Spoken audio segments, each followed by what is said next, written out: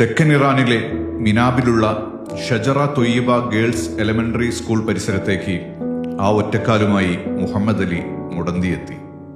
ആ കെട്ടിടത്തിനുള്ളിൽ തെരച്ചിൽ നടക്കുമ്പോൾ ആർത്തനാദത്തോടെ അയാൾ തിരയുന്നത് അവളെയാണ്. രാവിലെ സ്നേഹമുത്തം നൽകി കളിചിരികളോടെ സ്കൂളിലേക്ക് പോയ പൊന്നുമകൾ ഫാത്തിമ സഹ്റയെ. 9 വയസ്സ് മാത്രമാണ് അവൾക്ക്. പഠിക്കാൻ മിടുമിടുക്കി. സ്കൂളിൽ പോകാൻ ഏറെ ഇഷ്ടം കാട്ടിയിരുന്ന കിലുക്കാമ്പെട്ടി.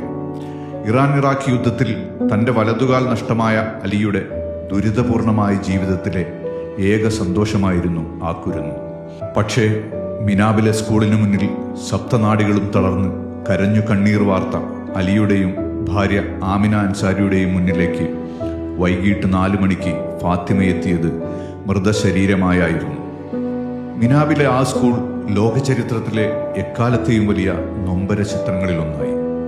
യുദ്ധവും രാഷ്ട്രീയവും എന്തെന്നറിയാത്ത 170 പിഞ്ചോമനകളാണ് അമേരിക്കയുടെയും ഇസ്രായേലിന്റെയും കണ്ണിൽ ചോരയില്ലാത്ത ആക്രമണത്തിൽ പൊലിഞ്ഞുപോയത്. അലിയെയും ആമിനെയും പോലെ നൊന്തുപെറ്റ കുഞ്ഞു പൈതങ്ങളെ നഷ്ടമായി തീരാ ദുഃഖത്തിലേക്ക് എടുത്തെറിയപ്പെട്ട നിരവധി മാതാപിതാക്കൾ. നിഷ്കളങ്കരായ കുഞ്ഞുങ്ങൾക്കുമേൽ ഇങ്ങനെ ബോംബ് വർഷിക്കാൻ അവർക്ക് എങ്ങനെ കഴിഞ്ഞു? ഈ മക്കൾ അവരോട് എന്ത് തെറ്റ് ചെയ്തു?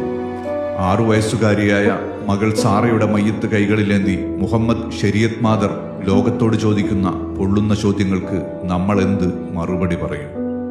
7-നും 12-നും ഇടയിൽ പ്രായമുള്ളവരായിരുന്നു അവരൊക്കെ. നമ്മുടെ വീടുകളിൽ പുഞ്ചിരിയും കളിചിരികളും വിതറുന്ന പൊന്നുമക്കളെപ്പോലെയുള്ളവർ. അവരെയാണ് ട്രംപും നെതന്യാഹുവും ചേർന്ന് പകൽ വെളിച്ചത്തിൽ കൊന്നുകളഞ്ഞത്. എത്രയെത്ര കുടുംബങ്ങളിലെ അതിരറ്റ സന്തോഷ വിളക്കുകളാണ് ആ യുദ്ധക്കൊതിയന്മാർ ഒറ്റയടിക്ക് കെടുത്തിക്കളഞ്ഞത്. രാവിലെ 10 മണിക്ക് മരണം മിസൈലായി പൊട്ടിത്തെറിക്കുമ്പോൾ അവർ പുസ്തകങ്ങൾക്ക് മുന്നിലായിരുന്നു. ഉഗ്രസ്ഫോടനത്തിൽ കെട്ടിടം തകർന്ന് അവശിഷ്ടങ്ങൾ അവർക്കുമേൽ പതിച്ചു. പാതി തകർന്ന ക്ലാസ് മുറികൾ പൊടിയിൽ മുങ്ങി. ആകാശമുട്ട ഉയർന്ന പുകച്ചുരുളുകൾക്കിടയിൽ ആ മക്കളെ മരണം കവർന്നെടുത്തു. വർണ്ണാഭമായിരുന്ന അവരുടെ കുഞ്ഞുബാഗുകളിൽ രക്തം പുരണ്ടു. അറിവിന്റെ വിശാല ലോകത്തേക്ക് തുറന്നുവെച്ച പുസ്തകത്താളുകളിലെ അക്ഷരങ്ങളെ ചോരപ്പാടുകൾ മായ്ച്ചു കളഞ്ഞു. എല്ലാം തകർത്തെറിഞ്ഞിട്ടും ക്ലാസ് മുറികളിൽ ഒന്നിന്റെ ചുവരിൽ അവർ വരച്ചൊട്ടിച്ച ചിത്രങ്ങൾക്ക് മാത്രം കേടുപാടില്ലായിരുന്നു.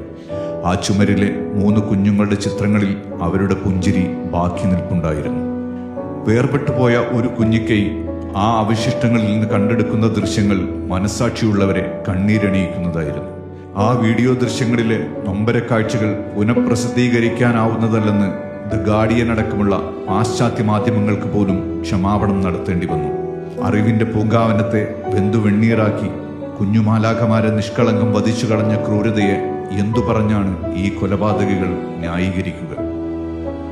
ഒടുവിലത്തെ ആ ചിത്രം, ആ പൈതങ്ങൾക്ക് അന്ത്യയാത്രയൊരുക്കാൻ നിരനിരയായി ഒരുക്കിയ കുഞ്ഞു ഖബറുകൾ, ശേഷിക്കുന്നവയ്ക്കായി അടയാളമിട്ട ദീർഘചതുരക്കള്ളികൾ. സ്വർഗത്തിലവർ കളിചിരികളുമായി അടുത്തടുത്ത് വീണ്ടും ഇരിക്കുമെന്നുറപ്പ് ആ ക്ലാസ് മുറികളിലേതുപോലെ തന്നെ.